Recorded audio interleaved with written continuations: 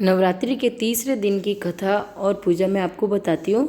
तो माँ चंद्रघंटा स्वरूप की पूजा। नवरात्रि के तीसरे दिन माँ चंद्रघंटा स्वरूप की पूजा होती है। चंद्रघंटा देवी का स्वरूप तपे हुए स्वर्ण के समान कांति में है। चेहरा शांत और सौम्य है। मुख पर सूर्यमंडल की आभा छिटक रही होती है।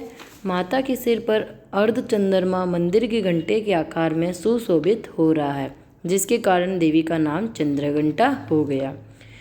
अपने इस रूप से माता देवगण, संतों एवं भक्तजन के मन को संतोष एवं प्रसन्न प्रदान करती है।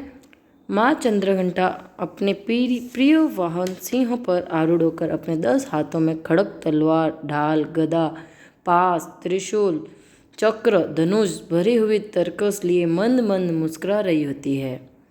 इस देवी की कृपा से साधक को अलौकिक वस्तुओं के दर्शन होते हैं, दिव्य सुगंधियों का अनुभव होता है, कई तरह की ध्वनियाँ सुनाई देने लगती है।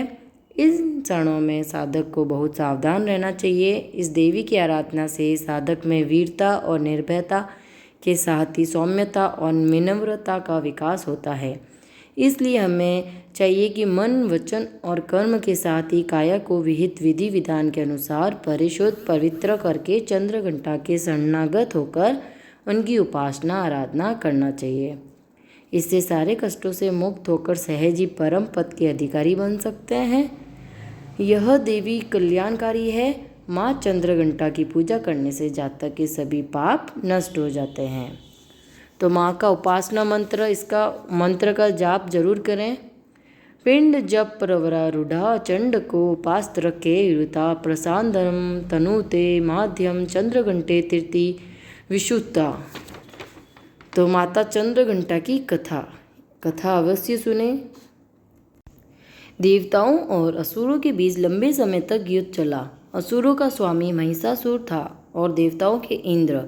महिषासुर ने देवताओं पर विजय प्राप्त कर इंद्र का सिंहासन हासिल कर लिया और स्वर्ग लोक पर राज करने लगा। इसे देखकर सभी देवतागण परेशान हो गए।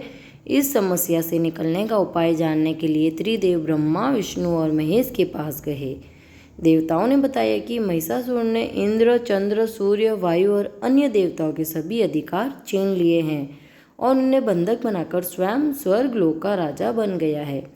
देवताओं ने बताया कि महिषासुर के अत्याचार के कारण हम देवता पृथ्वी पर विचरण कर रहे हैं और स्वर्ग में उनके लिए स्थान नहीं है। यह सुनकर ब्रह्मा, विष्णु और भगवान शंकर को अत्यधिक क्रोध आया। क्रोध के कारण तीनों के मुख से ऊर्जा उत्पन्न हुई। देवगणों के शरीर से निकली ऊर्जा भी उस ऊर्जा से जाकर मिल गई। यह 10 दिशाओं में व्याप्त होने लगी। तभी वहाँ एक देवी का अवतरण हुआ। भगवान शंकर ने देवी को त्रिशूल और भगवान विष्णु ने चक्र प्रदान किया। इसी प्रकार अन्य देवी देवताओं ने माता के हाथों में अस्त्र शस्त्र सजा दिए। इंद्र ने अपना वज्र और ऐरावत हाथी से उतर कर एक घंटा दिया। सूर्य ने अपना तेज और तलवार दिया और सवारी के लिए शेर दिया।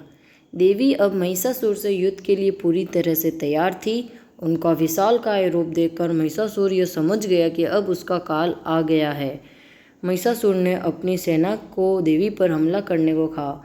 अन्य दैत्य और दानवों के दल भी युद्ध में कूद पड़े।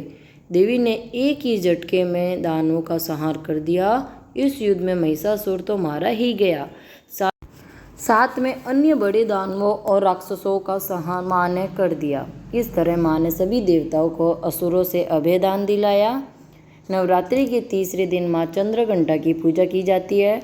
यह शुक्र ग्रह की देवी मानी जाती है।